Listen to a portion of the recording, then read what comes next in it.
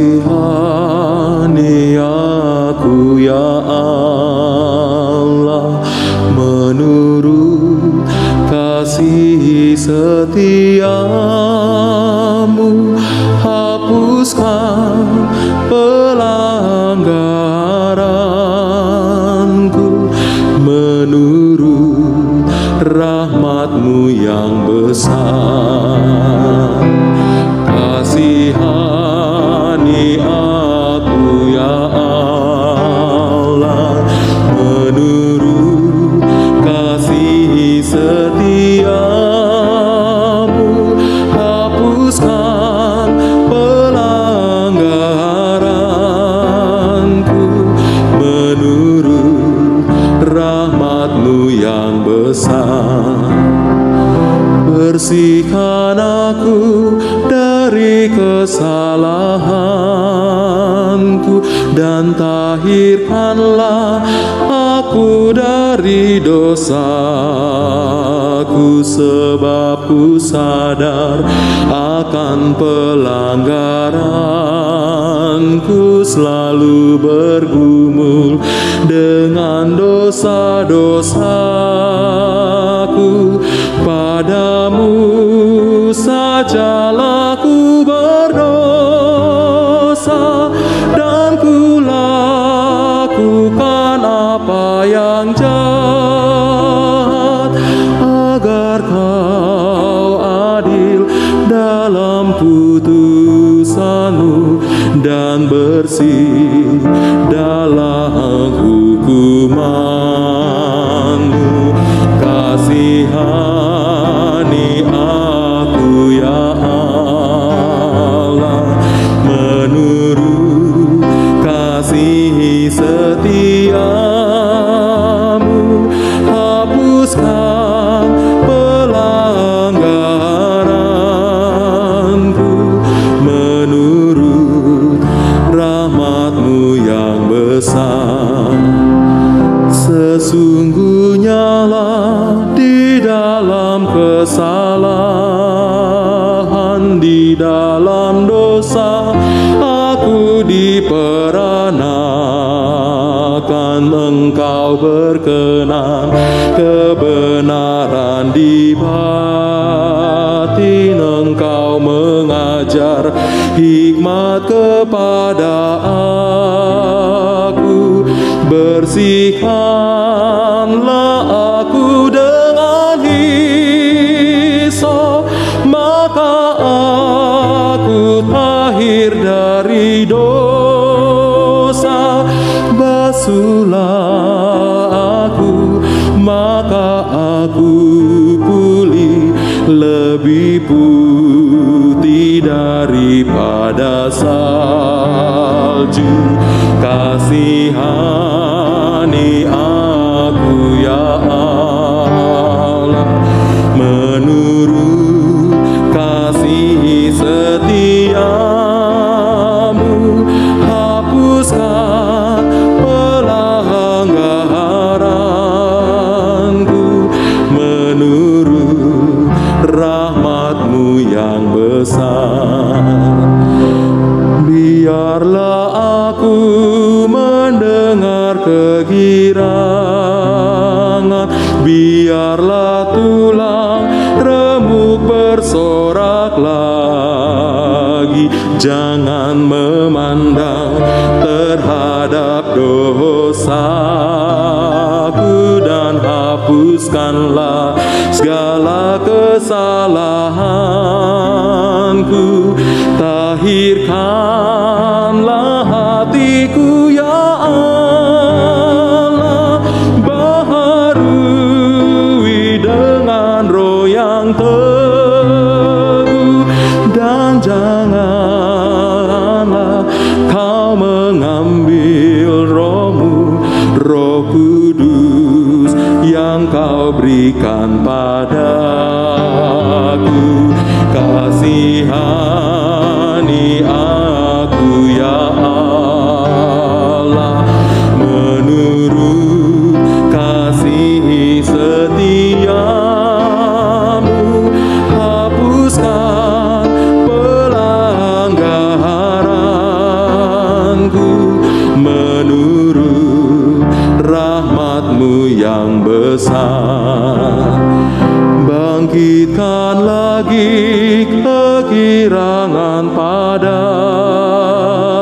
karena selamat yang kau beri padaku.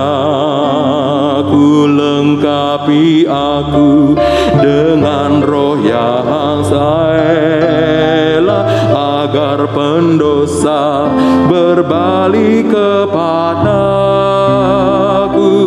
Lepaskanku dari hutang darah, Kaulah Allah keselamatanku. Maka lidahku kan bersorak-sorai memberitakan keadilan. Kasihani aku ya Allah, menurut kasih setiamu. Hapuskan pelanggaranku menurut rahmat-Mu yang besar.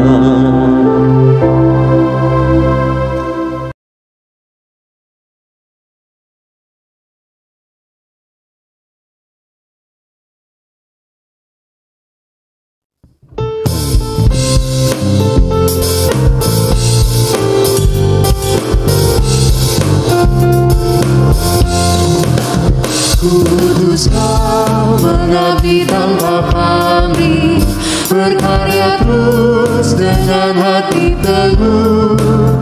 Meski dihina dan menanggung duka, kudus Kau mengabdi bagiku. Kudus Kau membalut yang terluka, menolong jiwa syarat berkeluh, menanggung susah dan derita dunia. Kudus Kau berkorban bagiku.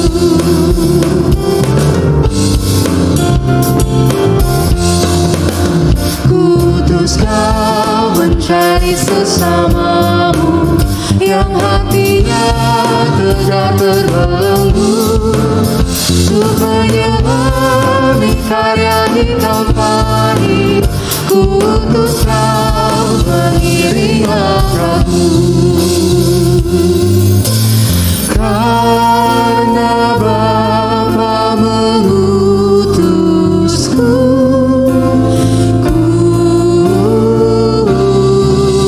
Kudus Kau.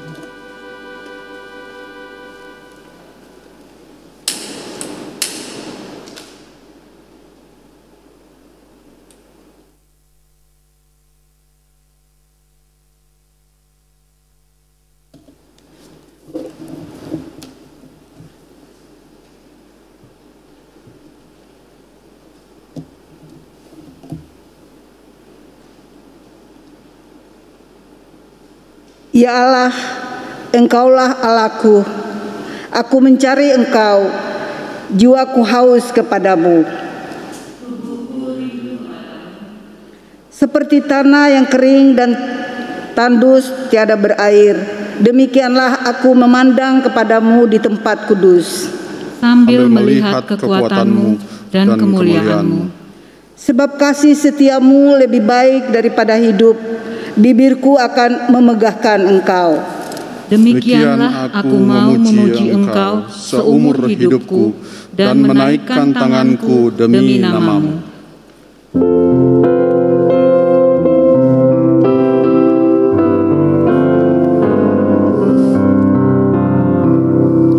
Setiamu Tuhanku tiada bertara, dikala suka di saat gelap. Kasih-Mu Allahku tidak berubah, Kaulah pelindung abadi tetap. Setiamu Tuhanku mengharu hatiku, setiap pagi bertambah jelas. Yang ku perlukan telah Kau berikan, sehingga aku puas telah.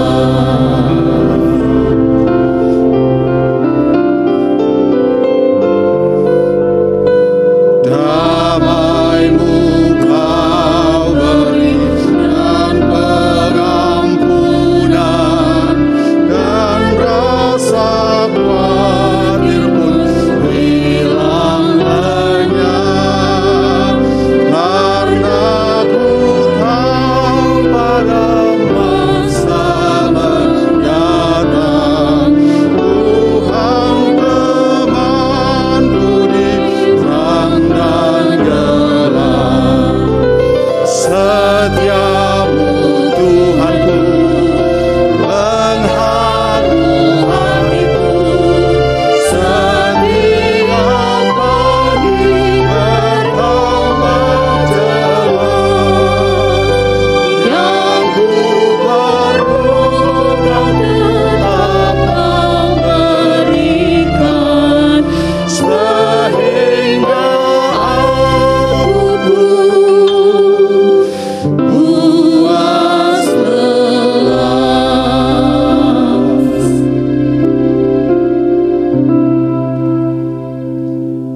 Umat yang terkasih dalam Kristus, marilah kita mengawali ibadah ini dengan pengakuan bahwa pertolongan kita adalah dalam nama Tuhan yang menjadikan langit dan bumi.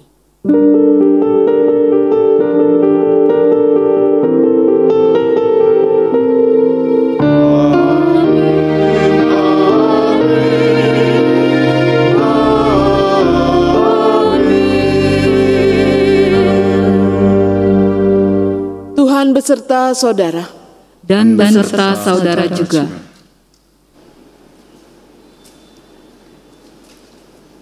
Umat yang terkasih, tema kebaktian hari ini adalah makna pengurapan Yesus. Melalui tema ini kita belajar tindakan kasih yang konkret dalam kisah Maria yang mengurapi Yesus. Kata kasih sudah sering kita dengar dan ucapkan bagi orang Kristen. Kasih mempunyai tempat yang khusus, sebab kasih merupakan inti nilai Kristiani. Karenanya, kasih tidaklah berhenti pada pemikiran atau perkataan semata. Namun, kasih perlu diekspresikan dalam perbuatan nyata. Apakah setiap tindakan kita benar-benar menyatakan kasih seperti yang Kristus ajarkan dan teladankan? Mari sejenak merenungkannya.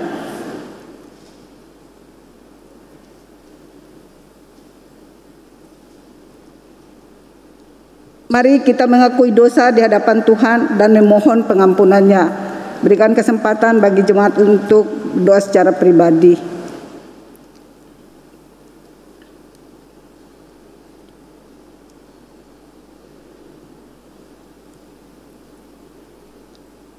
Ya Allah, kasih-Mu begitu besar dan nyata bagi kami manusia. Melalui firman, Engkau mengajarkan bagaimana mengasihi, melakukan kehadiran Kristus di dunia. Engkau meneladankan perbuatan kasih yang nyata. Kami menyadari, ya Allah, bahwa sebagai manusia, kerap kali kami gagal mengekspresikan kasih yang Engkau ajarkan dan teladankan itu. Kami telah memilih untuk mendengar suara ego kami, bukan suara-Mu. Kami lebih mengikuti hasrat diri kami, bukan kehendak-Mu. Ya Allah, kasihanilah kami. Ampunilah kami atas pelanggaran dan dosa yang kami perbuat. Tuntun kami, ya Allah, untuk mewartakan kasih kepada sesama kami. Kiranya Roh-Mu yang kudus menggerakkan perasaan dan pikiran kami untuk dapat menyatakan kasih yang tulus. Di dalam nama Tuhan Yesus kami berdoa. Amin.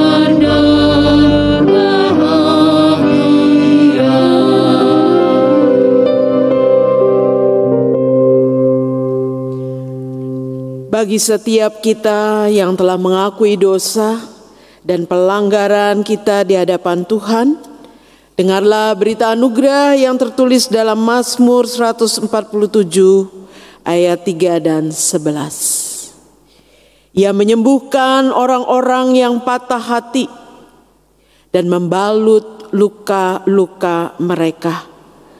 Tuhan senang kepada orang-orang yang takut akan Dia, kepada orang-orang yang berharap akan kasih setia-Nya. Di dalam Kristus engkau telah diampuni. Di dalam Kristus engkau pun telah diampuni. Damai Kristus bagimu. Damai Kristus bagimu juga. Marilah kita menyatakan salam damai kepada anggota keluarga, saudara seiman yang bersama dengan kita saat ini.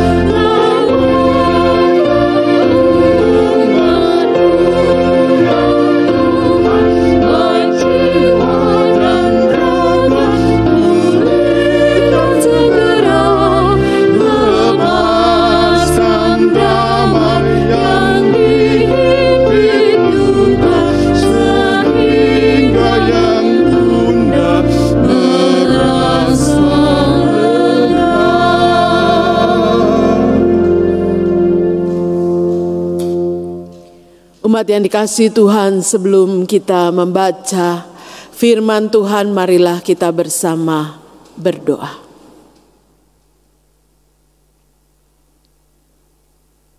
Ya Allah Bapa kami datang ke hadapan-Mu. Kami bersyukur untuk setiap kesempatan yang kami miliki. Untuk kami boleh disapa oleh kebenaran-Mu. Untuk kami boleh mendengarkan firman-Mu.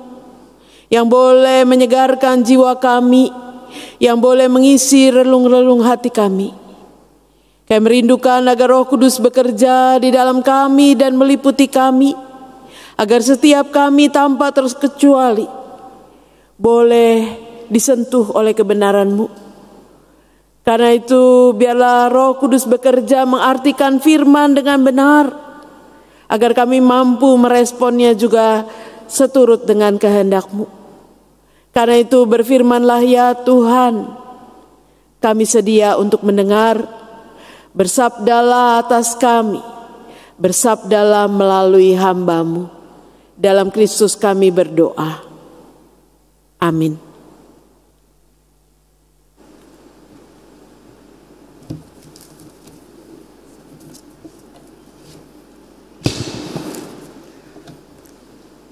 Bapak, Ibu, Saudara yang dikasihi Tuhan, bacaan pertama akan kita baca dari Kitab Yesaya pasal 43, ayatnya yang ke-16 hingga ke-21. Yesaya 43, ayat 16 sampai dengan 21. Beginilah firman Tuhan yang telah membuat jalan melalui laut dan melalui air yang hebat, yang telah menyuruh kereta dan kuda keluar untuk berperang, juga tentara dan orang gagah. Mereka terbaring, tidak dapat bangkit, sudah mati, sudah padam sebagai sumbu. Firman-Nya, janganlah ingat-ingat hal-hal yang dahulu, dan janganlah perhatikan hal-hal yang dari zaman purbakala. Lihat, aku hendak membuat sesuatu yang baru, yang sekarang sudah tumbuh. Belumkah kamu mengetahuinya? Ya, aku hendak membuat jalan di padang gurun dan sungai-sungai di padang belantara. Binatang hutan akan memuliakan aku, serigala dan burung unta, sebab aku telah membuat air memancar di padang gurun dan sungai-sungai di padang belantara, untuk memberi minum umat pilihanku. Umat yang telah kubentuk bagiku akan memberitakan kemasyuranku. Demikianlah sabda Tuhan. Syukur kepada Allah.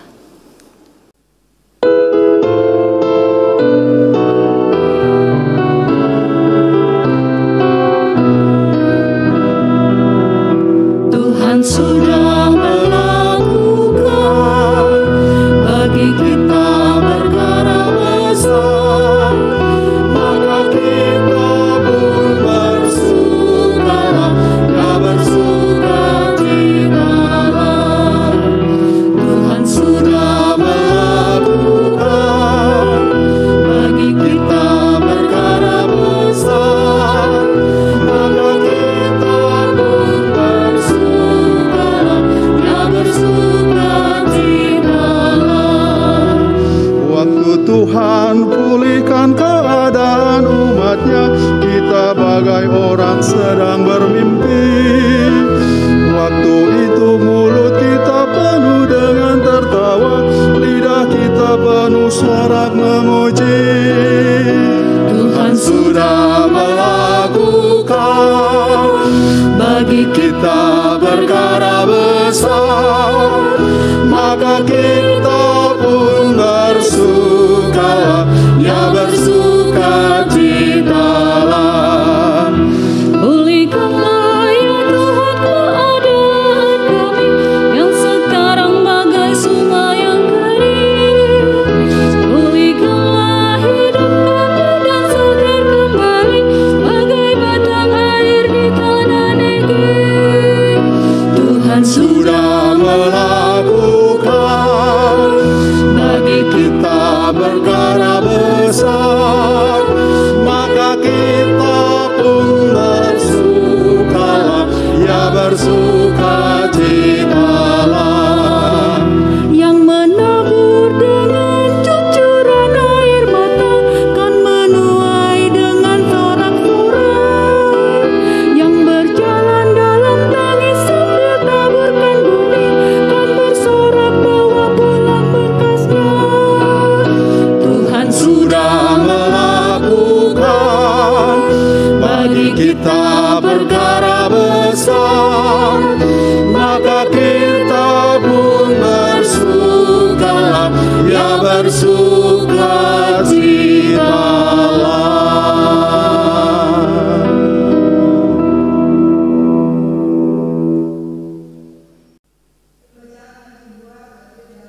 Filipi pasalnya yang ketiga, ayatnya yang keempat sampai dengan 14. Filipi pasal 3 ayat 4 sampai dengan ayat yang ke-14. Sekalipun aku juga ada alasan untuk menaruh percaya pada hal-hal lahiriah, jika ada orang lain menyangka dapat menaruh percaya pada hal-hal lahiriah aku lebih lagi. Disunat pada hari ke-8 dari bangsa Israel, dari suku Benjamin, orang Ibrani asli. Tentang pendirian terhadap hukum Taurat, aku orang Farisi. Tentang kegiatan dan penganiaya jemaat, tentang kebenaran dalam mentaati hukum Taurat, aku tidak bercacat. Tetapi apa yang dahulu merupakan keuntungan bagiku, sekarang kuanggap rugi karena Kristus. Malahan segala sesuatu kuanggap rugi karena pengenalan akan Kristus Yesus, Tuhanku, lebih mulia dan pada semuanya, oleh karena Dialah yang telah melepaskan semuanya itu dan menganggapnya sampah, supaya aku memperoleh Kristus dan berada dalam Dia bukan dengan kebenaranku sendiri karena mentaati hukum Taurat, melainkan dengan kebenaran karena kepercayaan kepada Kristus, yaitu kebenaran yang Allah anugerahkan berdasarkan kepercayaan. Yang kukehendaki ialah mengenal Dia dan kuasa kebangkitannya dan persekutuan dalam penderitaannya, di mana aku menjadi serupa dengan Dia dalam kematiannya, supaya aku akhirnya beroleh kebangkitan dari antara orang mati. Bukan seolah-olah aku telah memperoleh hal ini atau telah sempurna, melainkan aku mengejarnya, kalau-kalau aku dapat juga menangkapnya, karena aku pun telah ditangkap oleh Kristus Yesus. Saudara-saudara, aku telah menangkapnya, tetapi ini yang kulakukan. Aku melupakan apa yang telah di belakangku dan mengarahkan diri kepada apa yang ada di depanku, dan berlari kepada tujuan untuk memperoleh hadiah, yaitu panggilan surgawi dari Allah dalam Kristus Yesus. Demikianlah sabda Tuhan. Syukur kepada Allah. Umat Tuhan, bacaan Injil menurut Injil Yohanes pasal 12 ayat 1 sampai dengan ayatnya yang ke-8 demikian. 6 hari sebelum Paskah, Yesus datang ke Betania, tempat tinggal Lazarus yang dibangkitkan Yesus dari antara orang mati. Di situ diadakan perjamuan untuk Dia dan Marta melayani. Sedang salah seorang yang turut makan dengan Yesus adalah Lazarus. Maka Maria mengambil setengah kati minyak narwastu murni yang mahal harganya, lalu meminyaki kaki Yesus dan menyekanya dengan rambutnya, dan bau minyak semerbak di seluruh rumah itu. Tetapi Yudas Iskariot, seorang dari murid-murid Yesus yang akan segera menyerahkan Dia, berkata, "Mengapa minyak narwastu ini tidak dijual 300 dinar dan uangnya diberikan kepada orang-orang miskin?" Hal itu dikatakannya bukan karena Ia memperhatikan nasib orang-orang miskin, melainkan karena Ia adalah seorang pencuri. Ia sering mengambil uang yang disimpan dalam kas yang dipegangnya. Maka kata Yesus, "Biarkanlah dia melakukan hal ini, mengingat hari penguburanku. Karena orang-orang miskin selalu ada pada kamu, tetapi aku tidak akan selalu ada pada kamu." Demikianlah Injil Yesus Kristus. Berbahagia mereka yang mendengarkan firman Allah dan yang memeliharanya. Hosiana. Hosiana, Hosiana, Hosiana.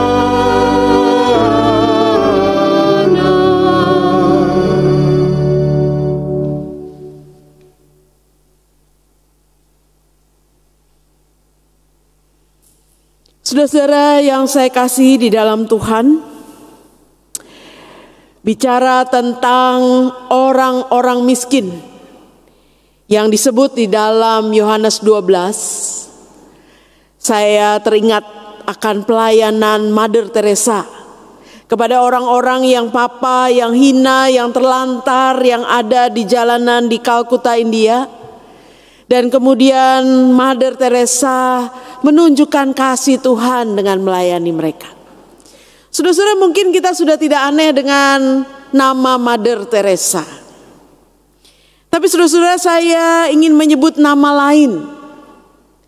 Tahukah Anda bahwa salah seorang pengikut dari Mother Teresa yang juga masuk di dalam Ordo Cinta Kasih yang didirikan oleh Mother Teresa, di antaranya ada orang Indonesia. Saudara-saudara, salah satu pengikutnya adalah seorang Indonesia yang bukan orang biasa. Boleh dikatakan agak spesial. Dia adalah seorang putri dari kalangan keluarga yang kaya di Indonesia, atau bahkan dalam urutan orang terkaya di Indonesia ini masih ada di urutan pertama. Kalau Anda searching di Google, urutannya adalah Bos Jarum, Robert Budi Hartono. Saudara-saudara, salah seorang kerabat dari Robert Budi Hartono namanya adalah Lucy Agnes. Lucy Agnes adalah seorang yang mendedikasikan dirinya untuk mengikuti teladan Mother Teresa dengan melakukan pelayanan bagi orang-orang miskin.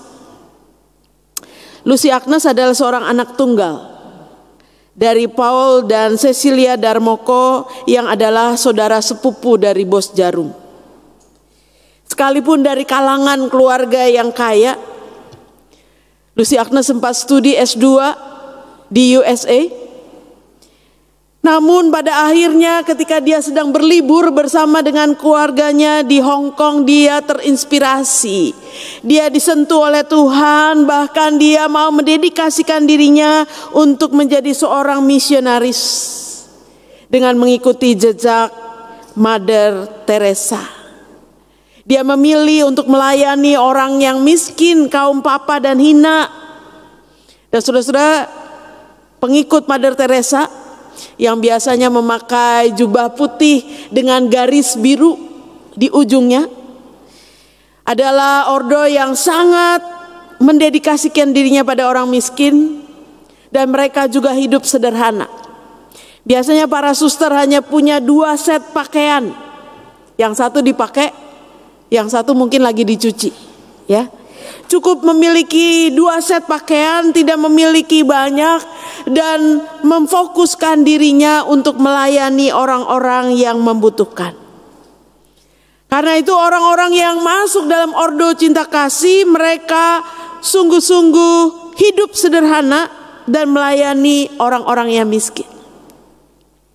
Dan itu sudah terlihat menurut orang tuanya Lucy Agnes ketika dia masih bersama dengan keluarga, masih remaja, juga sudah menunjukkan bahwa dia bukan seorang yang suka bermewah-mewah, ya. Seperti kita tahu, mungkin harga 1 tas perempuan yang bermerek saja harganya bisa berjuta-juta.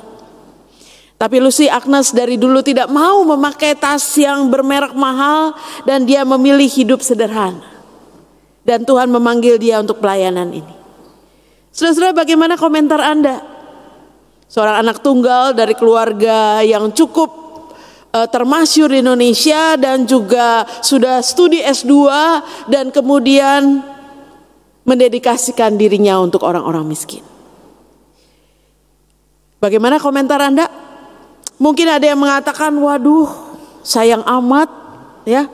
Sudah susah-susah studi S2, kemudian jadi misionaris dari kalangan yang bisa memiliki apa saja dan bisa termasyhur, justru mau merendahkan diri dan berada di kalangan yang mungkin terabaikan, ya. Apa nggak salah tuh? Sayang amat, begitu ya. Mungkin ada yang berkomentar seperti itu. Sah-sah saja sih komentarnya. Boleh-boleh saja Anda berkomentar seperti itu, ya. Bahkan kalau Anda membayangkan punya anak tunggal, Anda sudah sekolahkan susah-susah, Anda sudah memberikan fasilitas segalanya, dan kemudian dia memilih menjadi misionaris di kalangan orang-orang miskin, mungkin Anda akan lebih merasakan bagaimana bisa meresponnya. Saudara-saudara, komentar-komentar yang mungkin sinis, komentar-komentar yang mungkin tidak mendukung, atau komentar-komentar yang mungkin meragukan, menyayangkan, bisa muncul kapan saja. Dalam teks yang baru saja kita baca, Yudas juga berkomentar. Yudas berkomentar terhadap tindakan Maria yang mengurapi Yesus, atau bahkan mengurapi kaki Yesus dengan minyak narwastu yang mahal. Saudara-saudara, sampai sekarang minyak narwastu itu sangat mahal. Minyak yang sekali mungkin cairannya tumpah itu akan memenuhi ruangan semerbaknya. Dan Yudas berkomentar terhadap tindakan Maria itu dengan mengatakan dalam ayatnya yang kelima, mengapa minyak narwastu itu tidak dijual saja dengan harga 300 dinar? Mengapa dibuang-buang begitu saja? Dengan kata lain, ya, mengapa tidak dijual saja dan kemudian diberikan kepada orang-orang miskin? Saudara-saudara, komentar ini di satu pihak mungkin komentar yang masuk akal, bahwa minyak narwastu itu harganya sangat mahal dan uangnya mungkin sangat dibutuhkan bagi pelayanan orang miskin. Tetapi di pihak lain komentar ini juga sinis dan sedikit menyalahkan apa yang dilakukan oleh Maria. Boros amat, pemborosan besar. Ketika dia menumpahkan minyak narwastu 300 dinar pada kaki Yesus. Suatu hal yang sia-sia.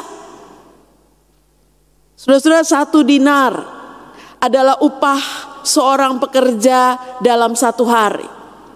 Jadi kalau 300 dinar itu berarti memang 300 hari. Tapi kalau orang bisa mengumpulkan 300 dinar, mungkin dia harus bekerja 3 tahun. Mungkin dia kumpulkan 1/3 dari penghasilannya untuk ditabung dan sebagainya. Mungkin baru 3 tahun terkumpul 300 dinar. Kalau kita bandingkan dengan upah di Indonesia, katakanlah pekerja kasar upahnya sehari 100.000, maka upah seorang pekerja 300 hari, ya, 30 juta, wah lumayan juga. Saudara-saudara, kalau kita hitung-hitungan, maka kita akan mengatakan, wah itu pemborosan, itu sesuatu yang tidak perlu, itu sesuatu yang bisa dihemat, itu sesuatu yang bisa diberikan kepada orang lain.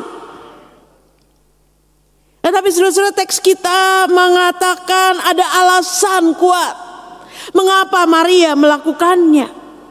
Maria tidak begitu saja memecahkan tempat minyak wanginya dan mencurahkan minyak narwastu itu. Ada alasan kuat bagi Maria untuk melakukannya, karena dia melakukannya pada Yesus. Saudara-saudara, perjamuan ini diadakan di tempat tinggal Lazarus, dan kita mengingat Lazarus adalah seorang yang dibangkitkan Yesus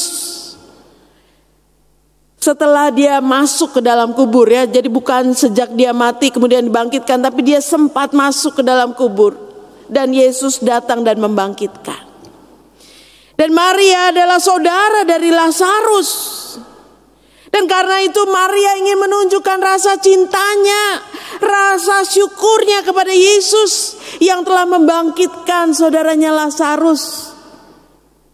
Kasih kepada saudaranya pasti lebih besar dari sekedar kasih atau dari sekedar kecintaannya pada uang. Sebab cinta bukanlah cinta kalau hitung-hitungan. Cinta itu berarti rela memberikan segala yang dimiliki, rela untuk memberikan segala yang berharga, segala yang terbaik untuk menunjukkan rasa cinta. Dan itulah yang dilakukan oleh Maria.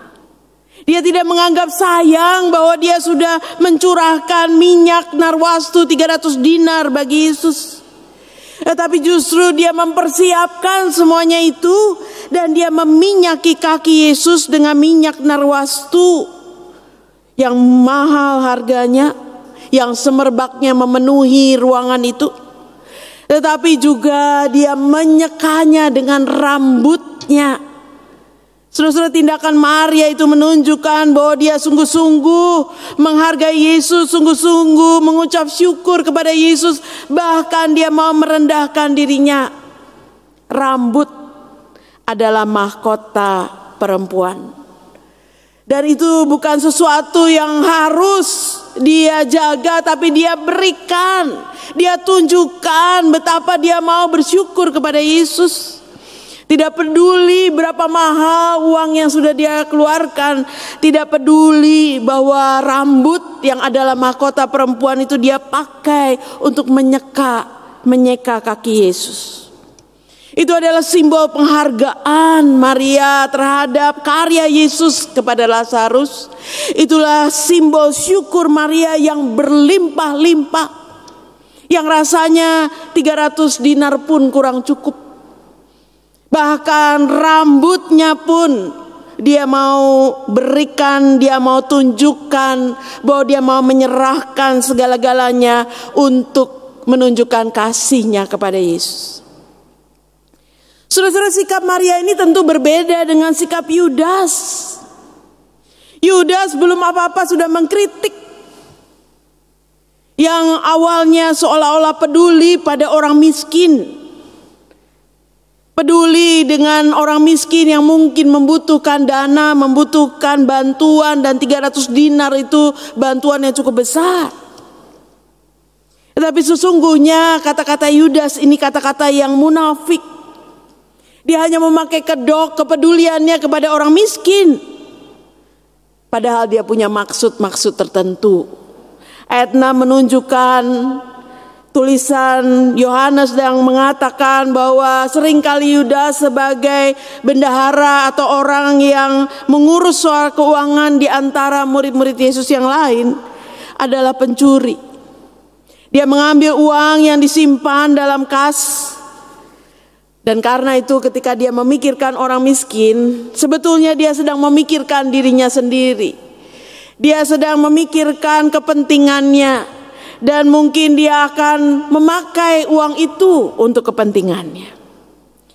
Saudara-saudara, bagaimana sikap Yesus menghadapi situasi ketulusan Maria, limpahan syukur Maria, dan juga sikap Yudas yang mengkritisi tindakan Maria. Kalau kita membaca dalam ayat ke-7, Yesus mengatakan, biarkanlah dia melakukan hal ini mengingat hari penguburanku. Yesus tidak menyalahkan, Yesus tidak mencegah, Yesus tidak menunjukkan ketidaksukaannya, tapi sebaliknya. Yesus mengatakan biarkan dia melakukan hal itu mengingat hari penguburanku. Bagi Yesus ketika minyak itu membasahi kakinya, itu sama dengan persiapan pengurapan Yesus menjelang hari kematiannya.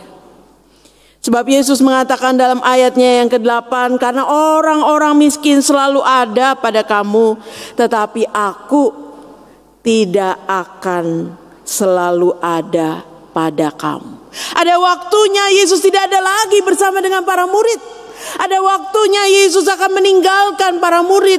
Dan justru ini kesempatan terakhir.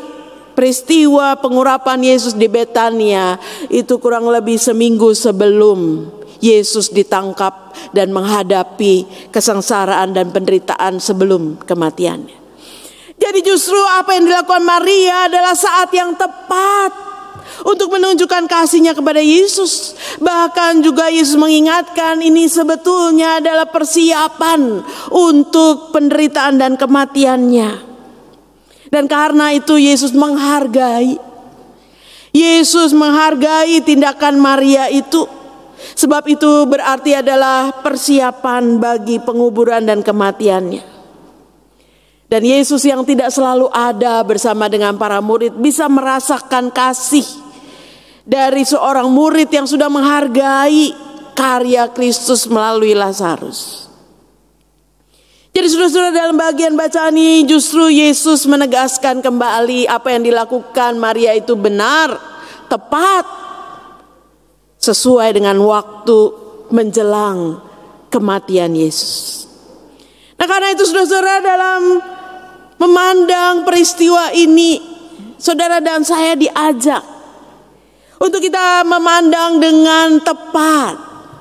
Sebab dalam banyak momen dalam kehidupan kita, ada saat-saat di mana ada orang yang sinis, ada orang yang kritis, ada orang yang tidak suka, ada orang yang tidak mendukung, ada orang yang melakukannya dengan ketulusan. Lalu bagaimana kita bersikap? Yesus kembali mengerti kedalaman hati Maria, dan justru dia menghargai apa yang dilakukan Maria. Saudara, kalau kita membandingkan dengan Paulus, Maria membuang uangnya atau memberikan uangnya atau hasil tabungannya 300 dinar untuk mengurapi Yesus. Tapi Paulus menurut saya memberikan mungkin jauh lebih besar daripada yang diberikan oleh Maria. Mungkin tidak dalam bentuk uang. Tapi apa yang dilakukan Paulus adalah memberikan hidupnya. Saudara-saudara, dalam Filipi Paulus meninggalkan segala kebanggaannya. Apa sih yang dibanggakan Paulus? Bahwa dia adalah orang Ibrani asli, disunat pada hari ke-8, berarti dia taat pada aturan-aturan Taurat. Dan dia adalah seorang Farisi. Bahkan sebagai seorang Farisi dia menganiaya jemaat. Itu berarti dia punya hak, punya wewenang untuk menganiaya, untuk menangkap murid-murid Tuhan. Itu kebanggaan sebagai orang Farisi. Tidak semua orang diberikan hak, diberikan wewenang seperti itu. Tetapi Paulus katakan dalam Filipi, apa yang dulu merupakan kebanggaan, apa yang dulu merupakan keuntungan, sekarang kuanggap kerugian. Semuanya kuanggap kerugian, bahkan dia memandang semuanya itu sebagai sampah. Sampah itu sesuatu yang tidak berguna. Sampah itu sesuatu yang tinggal dibuang. Sampah itu sesuatu yang bisa dilupakan. Kalau kita sudah buang ke tempat sampah, kita nggak inget-inget lagi apa yang kita buang. Mau diambil, mau dibakar, terserah. Dan Paulus mengatakan kebanggaan-kebanggaan, prestasi-prestasinya sebagai seorang Farisi, dia lupakan, dia tinggalkan, dia abaikan karena Kristus. Karena pengenalan kepada Kristus Yesus jauh lebih mulia dari segala sesuatu. Dulu yang saya banggakan sekarang tidak lagi. Karena siapa? Karena Kristus. Maria mengeluarkan 300 dinar untuk menunjukkan kasihnya kepada Yesus. Tetapi Paulus memberikan hidupnya. Sejak dia ditangkap oleh Yesus dalam perjalanannya ke Damsik, sejak saat itulah dia menyerahkan dirinya sebagai hamba Tuhan. Dia melayani dari Roma, Korintus, Galatia, Efesus, Filipi, Kolose ke berbagai kota, bahkan mengisi Alkitab kita dengan 13 surat. Itu bukan suatu pekerjaan yang mudah, itu kerja keras. Itu adalah pelayanan yang betul-betul berdedikasi dan sungguh-sungguh untuk bisa melakukan banyak hal bagi Tuhan. Karena itu Paulus mengatakan, bagiku hidup adalah Kristus, mati adalah keuntungan, tapi kalau aku hidup itu bagi Kristus. Dan saudara, apa yang ditunjukkan oleh Paulus Dia juga menunjukkan bahwa Kristus lebih mulia, Kristus lebih penting, Kristus lebih berharga dari segala sesuatu yang lain. Sehingga dia mau memberikan dirinya bagi Kristus dan melupakan segala hal-hal yang mungkin dulunya menjadi kebanggaan-kebanggaan dirinya. Saudara-saudara, pada Minggu Prapaskah yang kelima, Minggu Prapaskah sebelum Minggu Palmarum, saudara dan saya diajak untuk berefleksi. Siapa Kristus bagi saudara? Seberapa penting Kristus bagi kita? Seberapa berharganya Dia dalam hidup kita? Dan seberapa kita menghargai pengorbanannya, kesengsaraannya, dan kematiannya? Dan betapa pengorbanannya itu menggerakkan kita untuk melakukan sesuatu. Saudara dan saya bisa seperti Maria yang tidak hitung-hitungan dengan Tuhan, yang mau memberikan apa saja yang kita pikir yang terbaik bagi Tuhan, dengan mempersembahkan diri, mempersembahkan waktu, mempersembahkan tenaga, bahkan uang bagi Tuhan. Tidak merasa sayang. Karena apa? Karena cinta kepada Tuhan. Semua yang diberikan adalah wujud syukur karena apa yang sudah Tuhan lakukan dalam kehidupan kita.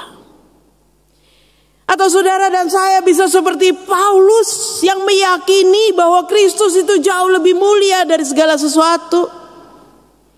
Sehingga dalam hidup Kristus menjadi prioritas.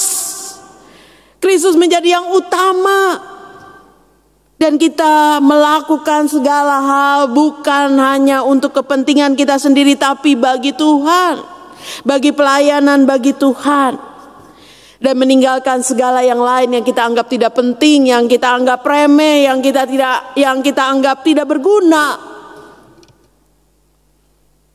Dan dalam Filipi Paulus katakan dia berlari-lari kepada tujuan untuk memperoleh panggilan sorgawi, yaitu bersekutu dan bersatu dengan Kristus.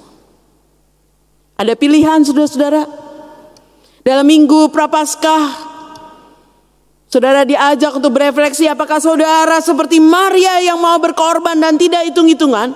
Apakah saudara seperti Paulus yang mau memberikan seluruh hidup bagi kemuliaan Tuhan?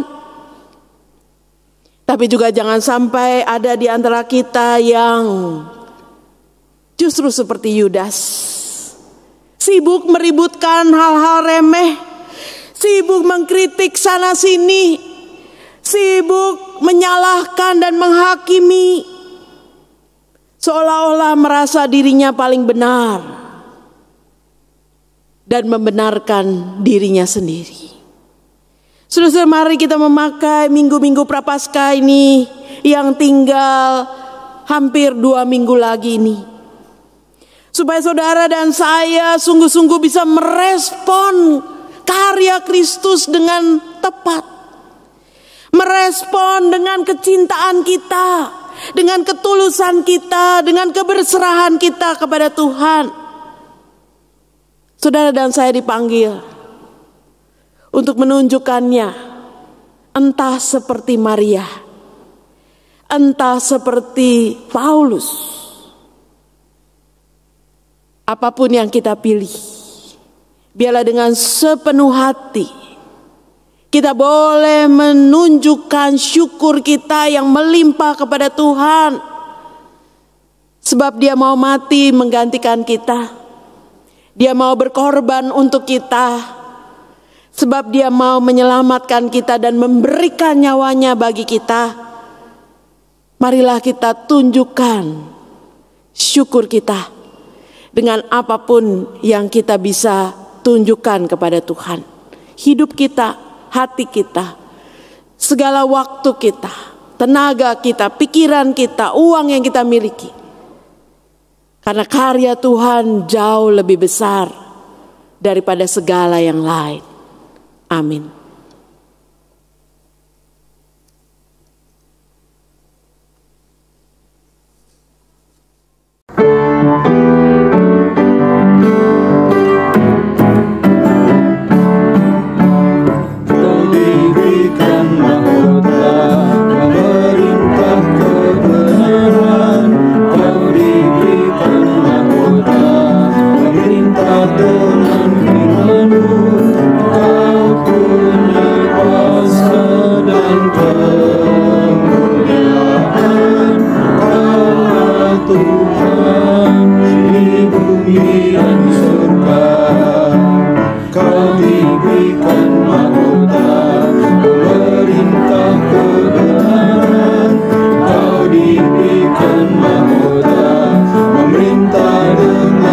firman-Mu, Kau punya kuasa dan kemuliaan.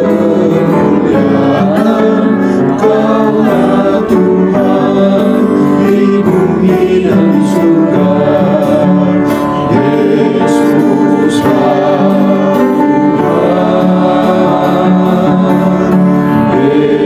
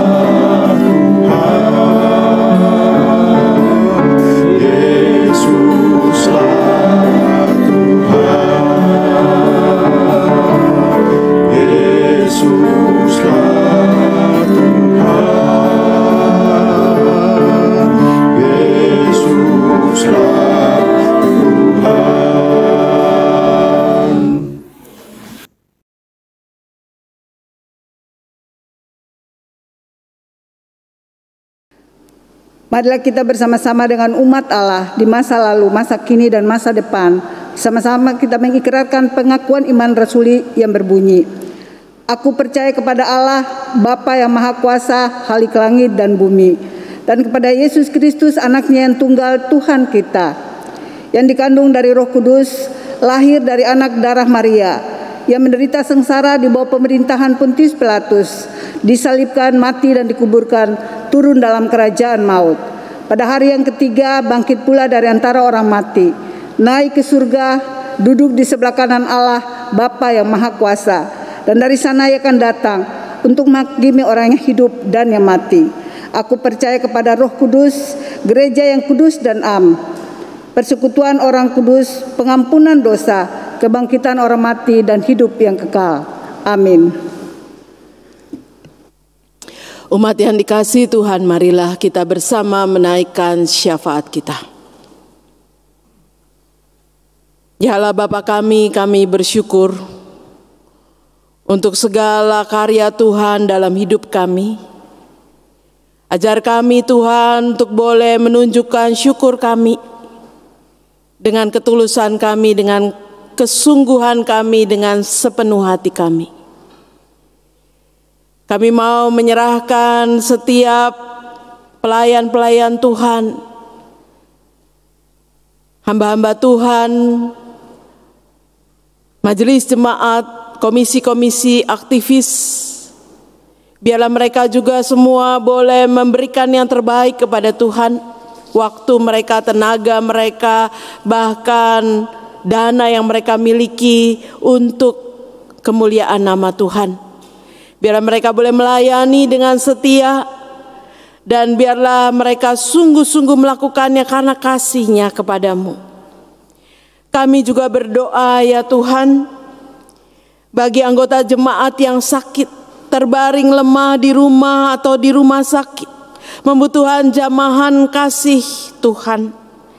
Kami berdoa untuk Ibu Nelly Samosir, kami berdoa untuk Bapak Adili Nduru, kami berdoa untuk Bapak Wilky William, Ibu Hyul Junlan, Ibu Juliana Kana, Ibu Yunisar, Ibu Meirina, Bapak Max Gion, dan saudara-saudara kami yang lain yang tidak kami sebut namanya, tapi Tuhan tahu. Kiranya Tuhan boleh berbelas kasihan dan mengaruniakan kesembuhan dan kepulihan yang sempurna bagi saudara-saudara kami, sehingga mereka boleh dikuatkan, disehatkan kembali, dan mereka boleh meyakini bahwa Tuhan tidak meninggalkan mereka. Kami juga berdoa bagi anggota jemaat yang sedang bergumul di tengah ekonomi, di tengah pekerjaan, sedang mencari pekerjaan. Biarlah Tuhan buka jalan, Tuhan karuniakan segala yang baik kepada mereka, sehingga mereka juga boleh dicukupkan di dalam kebutuhannya. Kayak berdoa mereka yang memiliki pergumulan di tengah keluarga, berkonflik dengan orang-orang terdekat. Biarlah Tuhan sendiri yang berikan kasih pengampunan, agar mereka boleh mengampuni sesamanya, keluarganya, dan boleh berdamai. Tuhan yang persekutukan, Tuhan yang persatukan rumah tangga, agar sungguh-sungguh boleh menyatakan kasih Tuhan. Kami berdoa bagi mereka yang lanjut usia, yang sendirian, para janda, para duda. Tuhan sendiri yang boleh berikan penyertaan-Mu, Tuhan yang boleh menjadi gembala yang baik, yang menjaga mereka, yang boleh senantiasa memberikan mereka sukacita dan damai sejahtera. Biarlah mereka boleh sungguh-sungguh merasakan bahwa Tuhan adalah sahabat sejati yang boleh senantiasa menemani mereka. Saya berdoa bagi mereka yang sedang mengandung, sedang merindukan Tuhan memberikan buah hati di tengah keluarga dan rumah tangga mereka. Biarlah Tuhan sendiri yang boleh mengurapi mereka. Tuhan yang boleh memberikan kesehatan kepada para ibu yang sedang mengandung anaknya. Tuhan sendiri yang boleh memberikan kepercayaan kepada orang-orang yang merindukan untuk boleh memiliki putra-putri dan membesarkannya. Biarlah segala yang baik yang Tuhan hadirkan dalam keluarga-keluarga kami. Kami juga berdoa untuk misi dan pekerjaan pemberitaan Injil di seluruh muka bumi ini, melalui lembaga-lembaga yang ada, melalui para misionaris dan hamba Tuhan yang Tuhan pakai. Biarlah Tuhan mampukan mereka untuk boleh berjuang bagi kebesaran nama Tuhan, supaya nama Tuhan boleh didengar oleh banyak orang, supaya ada banyak orang yang boleh menerima Yesus dan juga menjadikan Kau sebagai juru selamat. Biarlah Tuhan yang boleh cukupkan segala kebutuhan para pemberita Injil, lembaga-lembaga yang mendukung. Biarlah sungguh nama Tuhan boleh dipermuliakan. Kami juga berdoa untuk pandemi COVID-19 yang sampai saat ini masih terus ada. Kami bersyukur untuk perkembangan yang baik yang boleh terjadi pada akhir-akhir ini. Terjadi penurunan kasus. Kami berdoa agar segera pandemi ini boleh beralih menjadi endemi. Mampukan pemerintah, Kemenkes dan seluruh jajarannya untuk memberikan usaha-usaha yang terbaik. Ada koordinasi dari berbagai pihak agar strateginya boleh berhasil, sehingga bangsa ini boleh dipulihkan, bahkan dunia ini juga boleh dipulihkan. Kami berdoa ya Tuhan untuk keluarga-keluarga yang berduka karena kehilangan orang-orang terkasih. Biarlah Tuhan sendiri yang boleh memeluk mereka, Tuhan sendiri yang boleh memberikan damai sejahtera dan sukacita, penghiburan yang sejati, agar mereka tidak berlarut-larut dalam kesedihannya, tapi mereka boleh memandang kepadamu dan memiliki pengharapan yang besar di dalam Tuhan. Dan Tuhan sendiri yang boleh memegang tangan mereka dan menolong mereka. Karena itu kami mau menyerahkan diri kami mau menyerahkan keluarga kami, jemaat kami, gereja Tuhan, umat percaya di seluruh muka bumi ini, bangsa dan negara kami. Hanya dalam nama Tuhan kami Yesus Kristus yang sudah mengajar kami berdoa.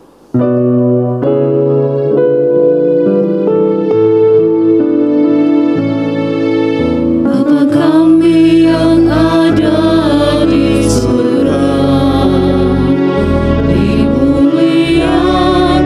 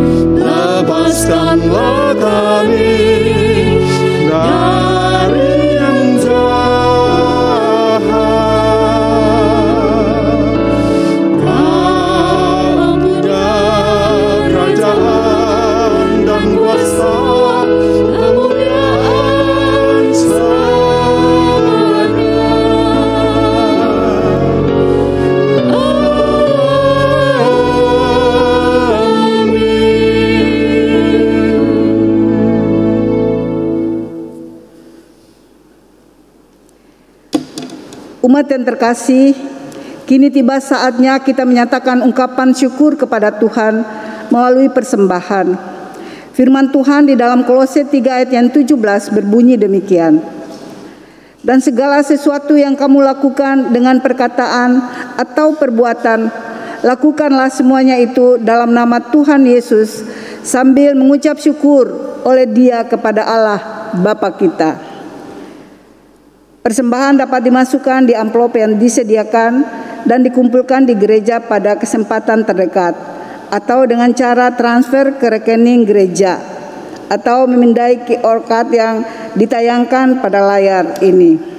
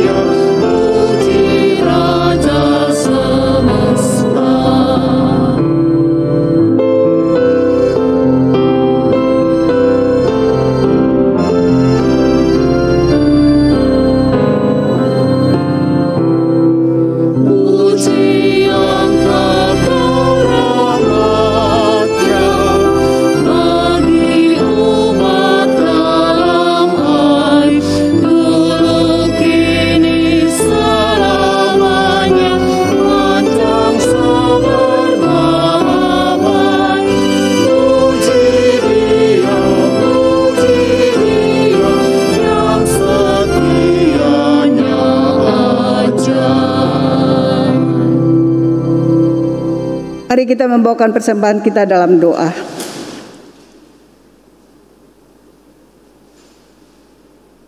Kepadamu ya Tuhan, Sang Pemberi rahmat, kami datang membawa persembahan syukur ini. Persembahan ini menjadi ungkapan terima kasih kami atas nama kasih-Mu yang begitu besar, yang kami rasakan setiap hari. Terimalah ya Tuhan, mampukanlah kami menjadi pelaku-pelaku kasih-Mu, agar seluruh hidup kami pun menjadi persembahan yang hidup bagi-Mu. Di dalam nama Tuhan Yesus Kristus, Anak Allah yang kudus, kami berdoa. Amin. Umat yang terkasih, nyatakanlah tindakan kasih terhadap sesamamu sebagai ekspresi ungkapan syukur-Mu atas kasih Kristus. Bukalah hati dan pikiranmu untuk menerima sentuhan kasih-Nya setiap hari. Mintalah hikmat daripadanya, agar engkau dapat menjadi saluran berkat dimanapun engkau berada.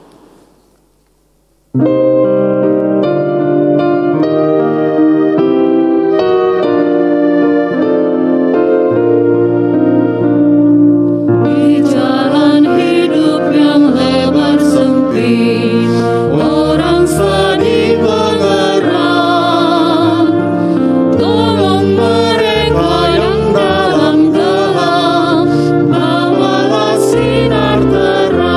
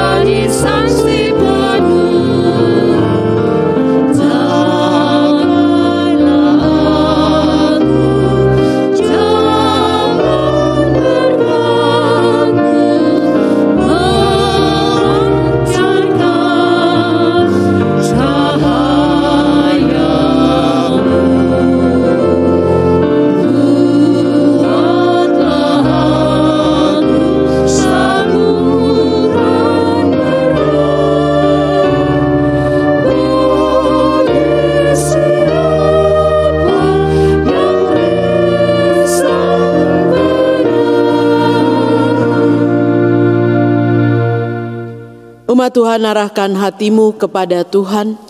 Kami mengarahkan hati kami kepada Tuhan. Jadilah saksi Kristus. Syukur kepada Allah. Terpujilah Tuhan. Kini dan selamanya. Pulanglah dan terimalah berkat Tuhan. Kiranya cinta kasih yang besar dari Allah Bapa melalui anaknya Tuhan Yesus Kristus dan dalam persekutuan Roh Kudus memenuhi hati dan pikiranmu serta mendorongmu untuk melakukan perbuatan kasih bagi sesamamu.